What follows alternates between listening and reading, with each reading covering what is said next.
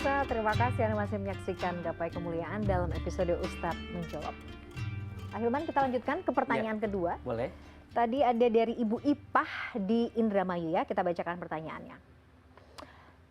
Ustadz, apabila setelah suami wafat, saya ingin hidup sendiri atau tidak menikah lagi dengan tujuan menjaga perasaan anak-anak dan ingin belajar ilmu agama lebih dalam lagi. Apakah diperbolehkan Ustadz? Iya, jawabannya kira-kira apa? Boleh atau Ibu? Iya, jawabannya tentu boleh ya. Apalagi ada alasan yang menguatkan Bunda untuk kemudian tidak mau menikah kembali. Hanya yang perlu digarisbawahi, pertama adalah seorang perempuan itu butuh pembimbing, butuh pendamping, butuh imam. Maka sebaiknya jika sendiri akan membuat kita lebih rapuh dalam menjalani hidup.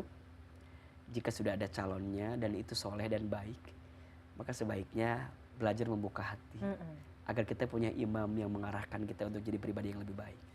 Maka yang paling penting itu bukan boleh tidaknya, tapi yang paling penting itu adalah untuk apa kita menikah lagi misalnya, untuk apa kita menikah. Maka perlu saya berikan penjelasan. Setidaknya ada 3 tujuan utama dalam pernikahan.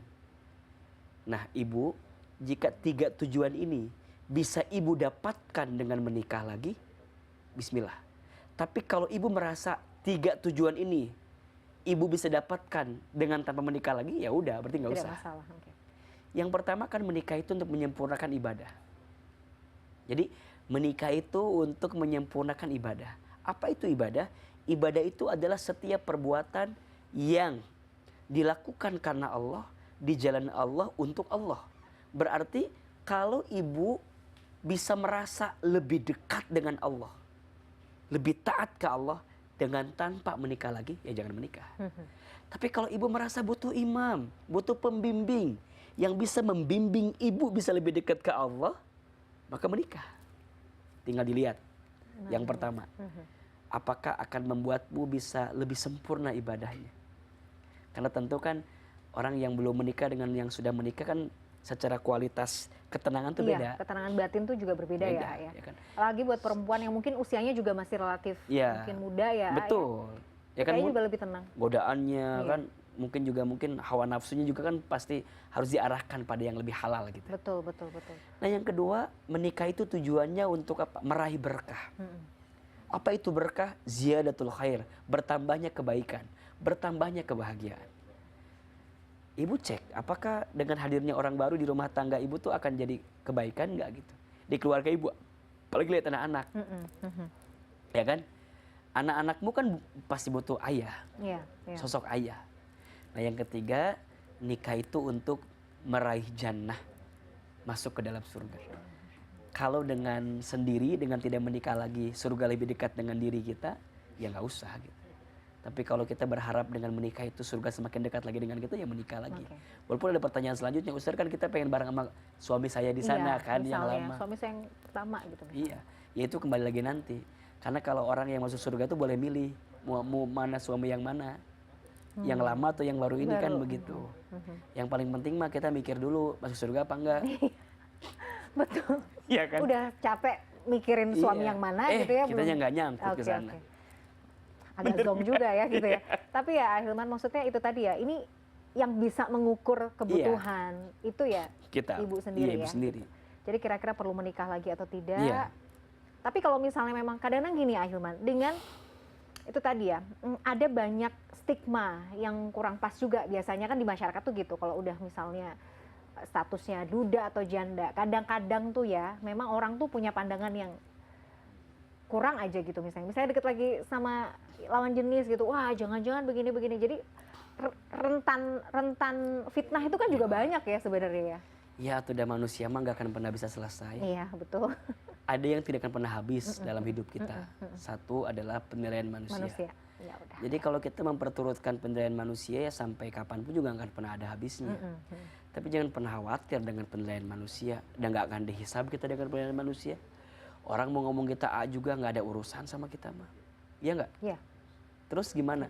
Ya udah, ukur dengan kemampuan kita. Orang mau bilang apa? Dan cinta mah atuh rasa yang Allah kasih. Iya nggak? Ada orang yang deket lama belum tentu jodoh. Ya, jagain jodoh orang gitu. Iya. Jangan curhat begitu lah ya. Salah lagi nih. Biasanya kan begitu Iya, iya, kan. iya. Oke. Ya ada orang yang baru ketemu kemarin, tiba-tiba jodoh. Ya begitulah hidup. Maka juga jangan pernah merasa bahwa harusnya jodoh saya adalah A. Enggak.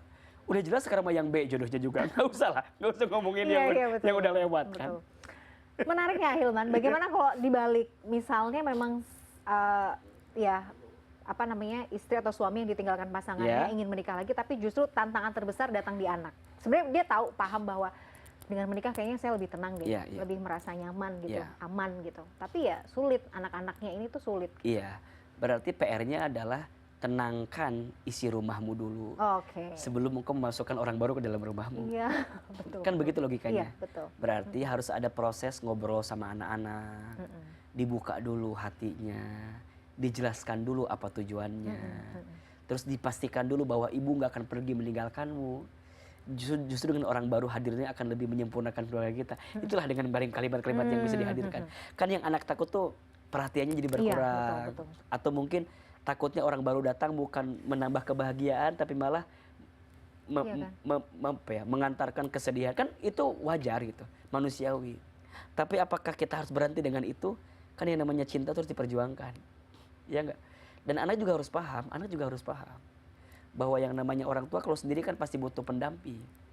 Jangan egois juga jadi anak gitu. Tapi kan saya merasa ibu saya tuh lebih baik sendiri.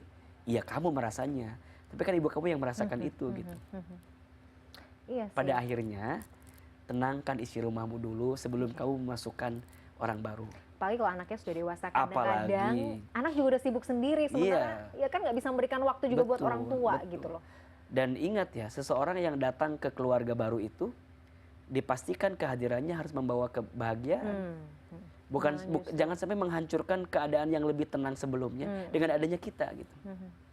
Sama komunikasi juga itu tadi ya, pentingnya membangun komunikasi juga dengan anak-anak. Betul. Karena ada juga tiba-tiba ayah atau ibu mau nikah. Iya.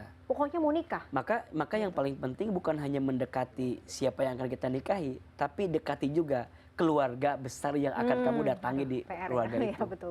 Ya memang begitu kan begitu katanya. Ya, betul. Jadi kalau ada misalnya laki-laki yang mau ngedeketin seorang perempuan yang ditinggal oleh suaminya, maka bukan hanya mendekati si perempuannya, tapi juga kan kalau dia punya anak, senengin anaknya. Begitu sebaliknya. Menarik sekali. Hilman, kita harus jeda. Di segmen berikutnya kita masih ada beberapa pertanyaan, kita bacakan dulu ya. Ini dari Bapak Mustaf Rizal di Denpasar.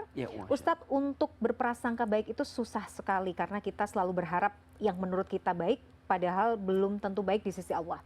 Apabila Allah berikan sesuatu yang tidak sesuai dengan keinginan kita, bagaimana kemudian kita harus menyikapi agar kita tetap menjadi hamba yang taat. Nanti kita bahas di segmen berikutnya. Pemirsa jangan kemana-mana, kami akan segera kembali setelah yang satu ini.